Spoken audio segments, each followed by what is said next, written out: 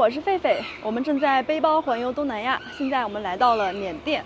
我们来到了东南亚最危险的国家缅甸，第一站到达缅甸前首都仰光，它是缅甸最大的城市，但城中却一片萧条。近年来，因为缅甸内战，整座城市都处在战争的阴影中。在城市中，时常能看到平时只出现在战场上的工事、持枪军人和隔离栏，暗示着这里的不平静。虽然战争没有在仰光进行，但是仰光市区时常发生地方武装策划的恐怖袭击，因此仰光实行宵禁。在夜晚，路上几乎看不到行人和车辆，但白天的仰光却能让我们看到另外一个世界。下面跟着狒狒文涛开始今天的缅甸仰光之行。每到一个新的国家呢，两件事，一个是办电话卡，一个是换当地的货币。但是我们昨天晚上到酒店实在是太晚了，我们昨晚从仰光机场回到酒店已经是半夜的11点多了。这边呢，因为每天晚上12点要开始宵禁，所以店铺关门都非常早。那昨天晚上呢，我们就到了酒店直接睡觉了。今天呢，我们打算从酒店出发去仰光的唐人街那里的店铺是比较多、比较集中的。我们准备完成2件大事哈，就是换一些当地的缅币，第二个就是给我们的手机换上电话卡。后面就是我们在仰光住的酒店了。刚刚在酒店前台，趁着能连上酒店的 WiFi， 我赶快用手机上的软件叫了一辆车哈。等一会儿呢，我们打车到市区那里去办手机卡。我觉得呢，缅甸这个国家呢，还是多多少少有很多不安全的因素在的哈。大家可以看到，我们酒店门口有好几位这个保安，刚刚有2位进去了，现在门口还有2位，他们这个衣服的后面都写的是 security 安保。每个酒店都有，不只是我们。我看前面有个比较大的餐厅，它门口也是有的，就非常的像柬埔寨的首都金边那样子。而且它这个人员的配备比金边可多了。一家酒店在金边是有1个保安，这里会有4到5个，非常多。你看这个帅哥呢，他也是我们酒店的人，这个黑衣服的人都是制服。我们的车还没有来啊，然后这边堵车了。我现在趁着堵车给大家看一看啊，仰光这边的车还是2手车居多啊，因为这个国家经济还是不太发达。像这种出租车，你看，都至少是20年左右历史的了，这种旅行版的车。我发现那个仰光的摩托车很少啊，你看大街上除了汽车之外，就是自行车了，自行车超多。大家能看到吗？在那个有个红牌子还蓝牌，那是个银行，那个银行门口全停的自行车，大概有10几辆。大家看这些当地居民，他们日常出行主要就是骑自行车，包括这个送货的小哥。是的，这个不知道是不是当地的摩的啊？就这种。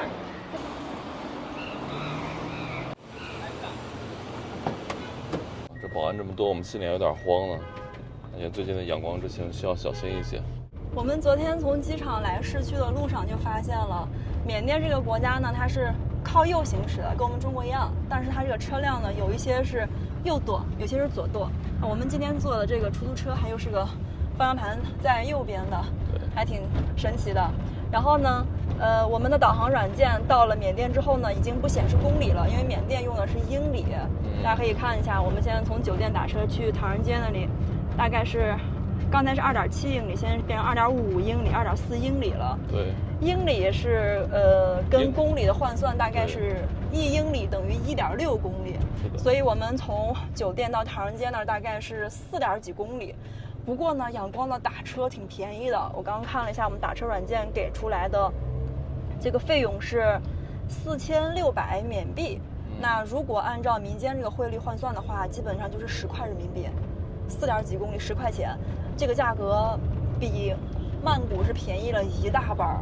毕竟呢，仰光曾经也是缅甸的首都，而且现在是缅甸最大的城市，那这个消费我觉得打车还是可以的啊。我们现在去唐人街那里。仰光还有一个特点啊，就这边绿化特别的棒。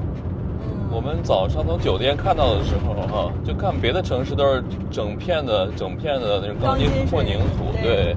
然后在仰光呢，就是一片楼房一片森林，一片楼房一片森林。因为我们酒店房间是在8层，对，所以我们站在那个阳台是可以看到大部分城市的城景的。对，像前面一样。对，它这个城市呢的房子都不是特别高，你就感觉呢，仰光是你在一片林子中去找房子，而不是很多大型的城市是在一片高层建筑中找一些零星的小树。这个城市呢，还是比较凉爽的。你看我们现在走这条路，头顶都是照着这个绿荫。哦，我们现在走在路上啊，这个路边居然有铁丝网把这个拦起来了，就在狒狒那边。前面好像是，前面是一个岗哨啊。对，好像是个岗哨。这个应该是军管区。对，好多这种铁的这种隔挡啊，栅栏挡开了。这个地方，哎呀，我觉得宵禁影响还是挺大的，因为12点之后所有人和车是不能上街的。然后这些店铺呢，一般到6、7点吧，就天刚黑一会儿，很早就关门，大家就回家了。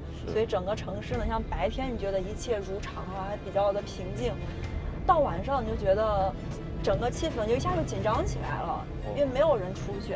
里面还有人。对。哇，里面放了好多那个钢盔啊，10几个钢盔，看样子是这种荷枪实弹的。是。一个岗哨。大街也太安静了，对，太就没有几辆车，就我们酒店门口那堵了一点点，然后这个地方就感觉没多少人啊，而且感觉来到另外一片区域啊。但其实仰光是一个非常大的城市，整个的缅甸啊，全国有5400万人口，仰光有700多万，将近800万人口，对的，是很大的一座城市。不过我们住的位置也挺核心的，离这个大金塔是很近的。不过我感觉真的没看到多少人啊。对，街上很空，太空了。在这边，就感觉整个城市好像还有那种戒严的感觉呢。你看这又是这种栏杆围起来的。对。然后这里面不知道是大使馆还是我看到了，这个应该是柬埔寨驻缅甸大使馆，因为我看到柬埔寨国旗了。然后它门口全都是那种铁丝网什么的，对，就整个给围住了。像这种岗亭啊，很多路口都有。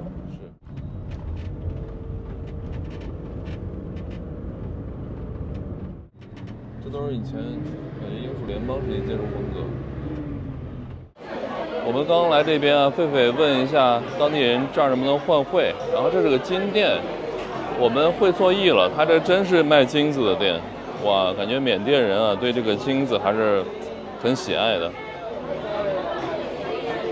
超多人，人山人海在排队买啊。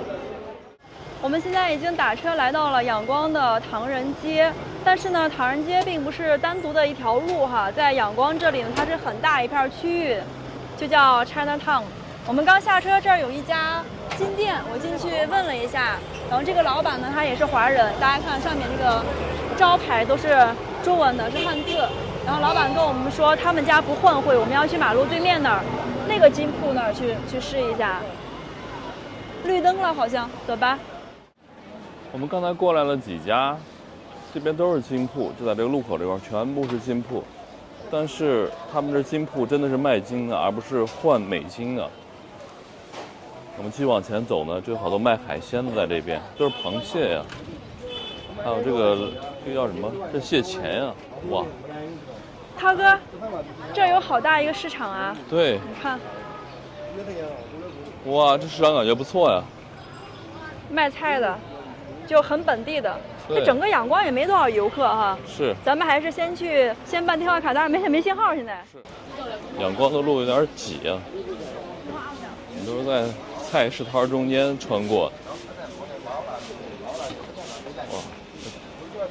哇，这里有一个旺旺中国超市。哦。我们去里面问一下老板哪里能换钱，我没找着。是。哦，看，货币兑换，还可以微支，不错耶。你们看这个中国超市卖什么呀？基本都是中国的东西，因为都是汉字嘛。醉鬼花生、精工鸡精、豆粉，哇，火锅底料。老板是中国人吗？对，我是老板。老板今天不在吗？今天下午点他来。他下午会来。这个小男孩他是缅甸人，然后他会一点点中文。他说老板不在，我们一会儿问一下他。你好，我们想换钱。换钱可以的。对，然后汇率是多少？汇率是460。460。对。哦，460就是跟人民币哈，460。可以支付宝？支付宝、微信可以的啊。可以的。哦，那哪里可以办到这个手机卡？手机卡有啊，我有啊。你们这儿就有？对对对对你给我看看好不好？碰到个说中文的小哥就方便多了哈。你中文真好啊！这小哥还挺谦虚的，他刚说自己只会一点点，但他其实会的挺多的。对，你看，不光有卖吃的，还有药，你敢信？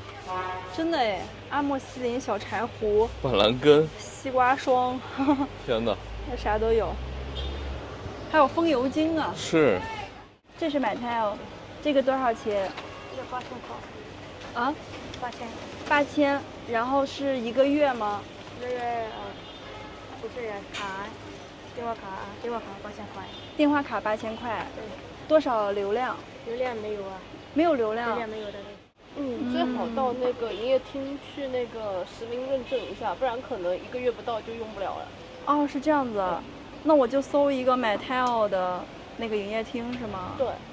你是中国人吗？对。哇，太棒了！你在这上学？哦，对。哇。那哪家那个运营商的信号好一些？我用的是 NPT。我们刚刚在那家中国超市碰到了一位大学生，他是重庆人，然后在缅甸这里留学，学的是缅甸语。他刚刚建议我们去找一家运营商的这个营业厅去办，在小店办，他怕到时候激活会有问题，直接找那种要用护照激活的地方去办。是。刚才那位妹妹告诉我们说，他们学校往年这个中国留学生还是挺多的，从大1到大4，4个年级加起来差不多有100多中国学生，但是今年就去年开始吧，留学生就很少了，大4只有3、4个，好大3还行有9个，大2就没人了，对，大1也只有1、2个，一共就20人左右吧。看来这边还是这个安全因素挺重要的。对，觉得这2年对这边的影响挺大的。对。但是他跟我们说，这边韩国人现在特别的多。我们现在去找一下营业厅，你看这个华人街这儿全都是中文的这个招牌啊，这还有个庙，中华庙。对。缅华青年国术社。我们在唐人街这里转了一会儿很多店铺都是可以换汇的，其中呢，中国人或者是华人开的这个店铺还可以微信、支付宝换，但是人民币给的汇率普遍没有美元好。现在呢，官方的汇率是1美元可以换2100的缅币，但是民间汇率是很离谱的，民间汇率1美元可以换大概3400到3500缅币，就是说呢，这个缅币现在贬值的比较厉害。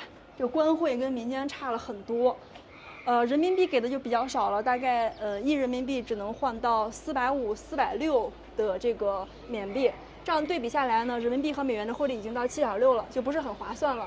我们俩再走走看看，要是没有更好的，我们去刚刚那家拿美元直接去换缅币，就不用微信支付宝了。大家现在看到旁边这些店铺它的铁栅门都是拉起来的。可能很多人都觉得他们家今天没有营业，其实不是的，他那个门是透明的，老板能看到你。你走到门口的时候，老板会从里面把门给你打开，平时门是关着的，也是为了安全考虑。这边还有很多印度这边的人啊，我之前看这边的攻略他们说这边当地的民族除了缅族，还有一些别的少数民族，还有华人，还有一些就是印度那边的人。你知道吗？缅甸有135个民族，全国135个民族，其中主体民族就是缅族，然后是克伦族、善族、克钦族，对，然后呢还有这个华人和印度人，它是这样子的。我们刚才碰到的应该就是印度人了。感觉这边印度人都在做这个机械的生意啊，都是各种电钻啊，小的五金的生意。在这边好多印度小哥都做这种钻机的生意，这是什么？应该是电池啊。电钻。对，电钻的。这个好像是那个鼓风机。对，鼓风机。五金行业。对。哇，这也是印度人吗？是。都做这种各种五金产品呀。锤子、榔头、锯子。是。我们现在准备过天桥去马路对面，那儿有一个大的营业厅去办手机卡。大家看一下这个天桥我刚刚看到呢，它这儿是可以上锁的。这个呢，就是在每天晚上12点宵禁的时候，会把这个天桥这样直接锁起来。这样马路两边的人就过不去了，然后主要是防止有人在天桥上面搞破坏。走，我们过去吧。这边乌鸦真多啊！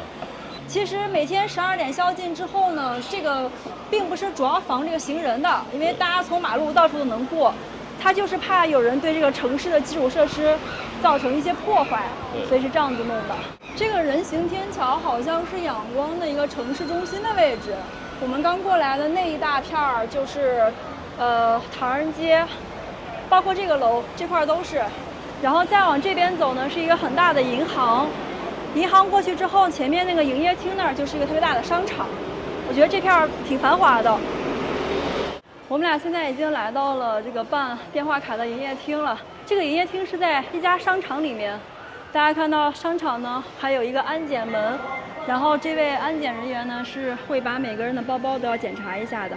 像我背的这个双肩包啊，刚刚就被要求开包查验一下。我们去3楼去找一下那家营业厅。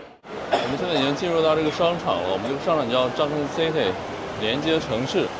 哇，这边感觉跟我们中国的商场差不多啊，面包新语啊，各种各样的店铺。这个商场跟外面感觉是2个世界。是的，太不一样了，里面冷气很足，然后装修也很高档，就相对于外面很高档。对。但是商场的外面的人就感觉还是那种比较原始粗粝的感觉了。对，感觉有2个世界了。对，我们在商场的这个中岛的位置找到了这家运营商，一个小的柜台叫 Mattel。Hello， we want to buy SIM card。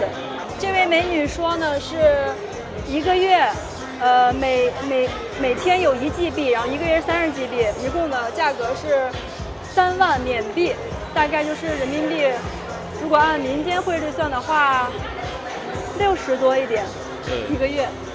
我们俩刚刚想了一下哈，这个每个月30 G 的流量不太够用，我们就问有没有更多一点的这个流量套餐。他说有一个是每个月有50 GB 的，价格是35000这个缅币，大概换人民币70多，就比那个多了10来块钱，但是流量多了很多啊。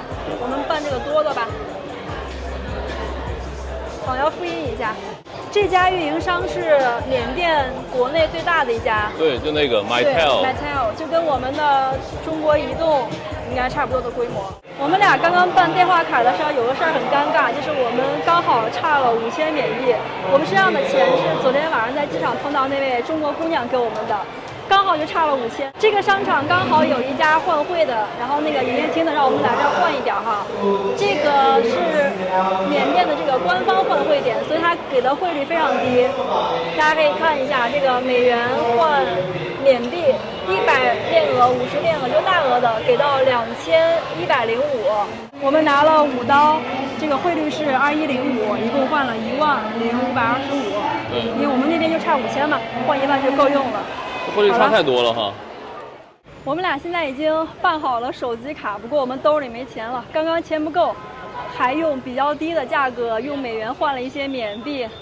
哎呀，感觉今天的经历有一些缅囧啊！我们今天在这个城里面绕了好几圈，到这儿了还是拿官汇换了5刀，还好只是5刀。那现在我们继续回到唐人街那个方向，就那条路过去一点点就是，到那儿我们去换汇吧。今天就2件事，办手机卡换汇。我感觉那家3450给的还不错啊，涛哥，你觉得嘞？我也觉得不错，还行。那我们就直接去那家不找了，反正找来找去也就从3450到3500了，不会太多了。走吧。在这边想买一个玉米的，不知道多少钱。只要1000 ，this one， 只要1000就是人民币2块钱。哇，不错呀。便宜，不错。Thank you。Thank you。不知道这个是什么呀？这个？对。不知道啊，生姜吧？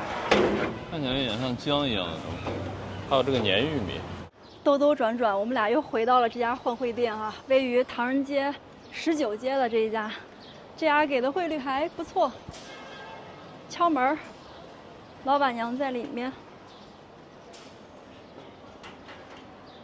声音太小了是吧？ Hello，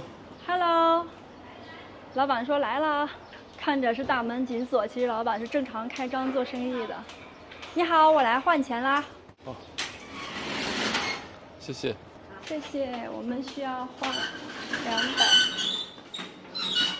啊，还要锁起来这个门。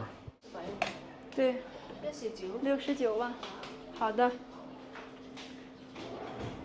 我也来乘一下，3450的汇率乘上一个269万，69万缅币。他们这边要美元也要全新的，对，是吧？对，哦，有点钞机。因为太多了。这是多少面额的？我给你69一下，这个我也是1万的吗？ 1万哦， 69，你再看看好的，哦， 69这样。好的。好的。老板，1万是不是缅币最大的面额了？对对。哦，好的，我数一下哈，老板。试一下。老板，你们为什么要锁门？是比较危险吗？为什么要锁这个门？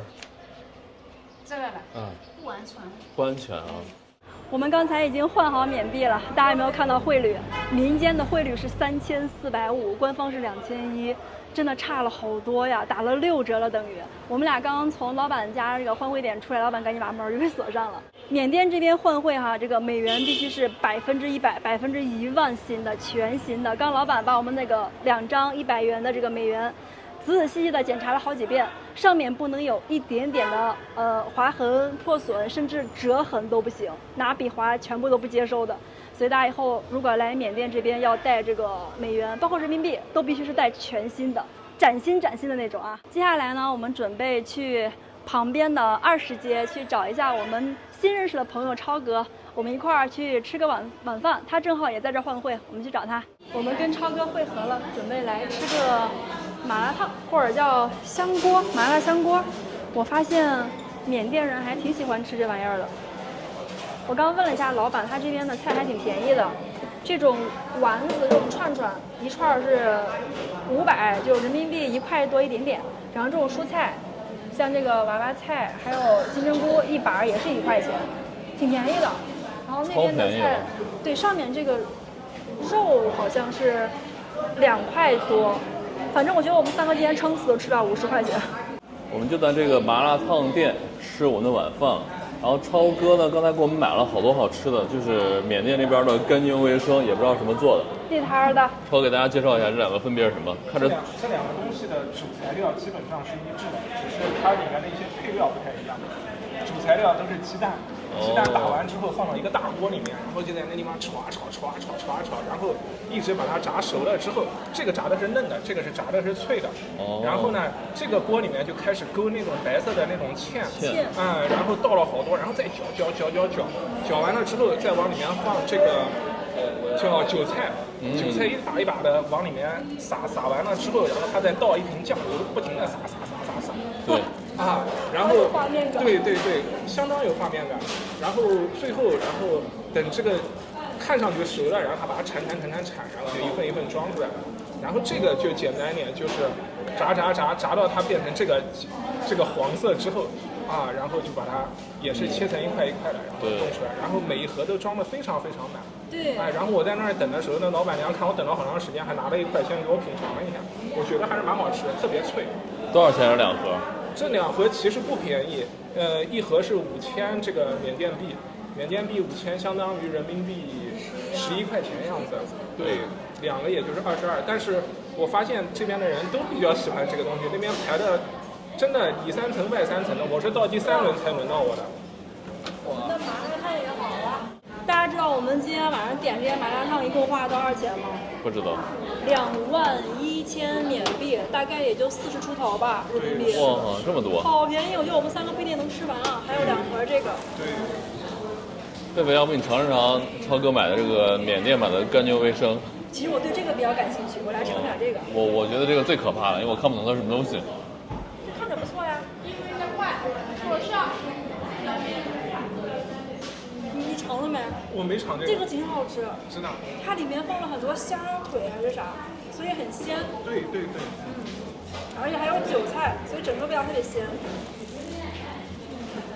有一点点像之前我去福建厦门的时候吃那个桃花煎，对对对，因为它里面就是放了一些那个虾腿，还有那个蟹腿，好像是。然后鸡蛋、韭菜，对，就很像。对，这个是啥做的？我又炸的鸡蛋这个也是鸡蛋做的，还有鸡蛋和淀粉好像和有点像椒盐蘑菇，啊，有点像。这完全就是椒盐蘑菇，没有蘑菇，对哦就外面那层包衣，那么挺好吃的。这样都不错。而且这两个最大的优点是不甜，是吧？对对对，我们这一路走过来全是甜的。我来先做小白薯吧，帮我们尝一尝这个麻辣烫。看着就好吃。这家我刚刚问了，这个小姑娘好像是小老板，她说她就是在这里出生长大的，但是她应该是华人，她中文说的很溜，然后长相也是。哇，我觉得这个挺像那个四川麻辣烫的味道。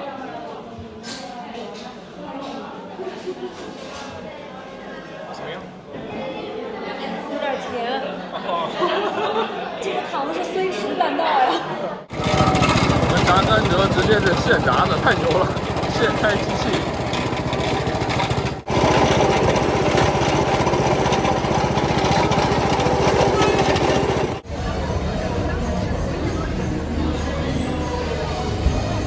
现在是晚上的7点半了，我们和超哥吃完饭了，正在往酒店赶。这个点儿呢，仰光很多地方已经开始戒严了。我们刚才这个出租车掉了好几个头，因为有一些路口都封起来了，不能走。这是晚上7点半的缅甸最大的城市仰光，路上几乎都看不到行人了，车辆也很少，基本上只有这种营运的出租车还在跑。其他人很多都已经在家里头休息了。Why? Lots of war. Yes. Too much war on the border area. 涛哥，司机刚刚说什么2年了？宵禁2年了已经。说那边以前2年前的时候还都挺好的，最近已经就是总有一些宵禁啊，有一些管制。你看这两边这个铁丝网啊，我刚听司机说是因为战争。这是晚上7点半啊，很多地方路都拦死了。马上到我们住的酒店了，我们这一片还算比较热闹的哈。刚路上路过好多那些都没有车了，空了。 Before lots of foreigner. Yes, Oh, many. All use Grab application. yeah, yeah. 哇，司机大哥说以前有很多外国人， Now Grab 现在都没有了。以前仰光的旅游业也是很发达的，毕竟也是一个佛教国家，有很多的寺庙啊、大金塔这种的。现在大街上没有游客，我们今天就我们3个中国人，然后看到了一个白人，应该是法国的一个小哥哥，再也没有看到任何的外国人了。右手边就是我们的酒店了。我们酒店的这个保安小哥哥一会儿应该会来接我们，就特别怕出事儿。来了。哇，真的来了，黑衣服的小哥哥来接我们了。走吧，我们的这个保安大哥把我们送到了酒店大堂了。现在是晚上的7点40，我们2个已经回到酒店了。相信大家通过我们今天换汇的经历也可以看出来哈，这个国家的通货膨胀非常严重，缅币贬值了很多，这个官方汇率和实际上的民间汇率差别很大。但是我很奇怪的是，它这边超市的物价却很便宜。我给大家看一下我们刚在楼下超市买的东西啊，我们主要买的就是水和饮料。这个是一大桶5升的水，这个水换算人民币大概才2块5毛钱，5升的水。这个水在国内一般要卖10块钱左右吧，5升。然后呢，买了4个小瓶儿的这个1升的水，1升的水这个下来才1块2、1块3人民币1升。咱平时买那种500毫升装的，可能都要2块钱吧。它这个是2倍于500毫升的，才卖1块2。买了4个这个，这是4瓶儿。然后还买了2瓶可乐，这个可乐是，我看应该是个小瓶儿的，这个可乐应该是300多毫升的那种，这一瓶是1块5，也挺便宜的。我们买了这么多东西，一共才花了人民币10块钱，好便宜啊！一个大桶水，4个中桶水，还有2瓶可乐。然后老板还送了我们1盒这个酸奶，这些东西一共是10块钱，当时我都惊呆了。好了，那我们今天这一天就算是结束了。我们在缅甸的第1天，在一种新奇中又带着一些紧张和害怕的情绪中，总算是顺利平安的度过了。那接下来呢，我们准备在仰光这儿休息2天，因为前段时间跑得挺累的。在仰光呢，我们准备休息个3、4天，剪视频。接下来呢，我们会去玩一些仰光的景点，很漂亮的景点。然后呢，我们会再去缅甸的其他地方。那今天这个视频就先这样了，我们下个视频再见。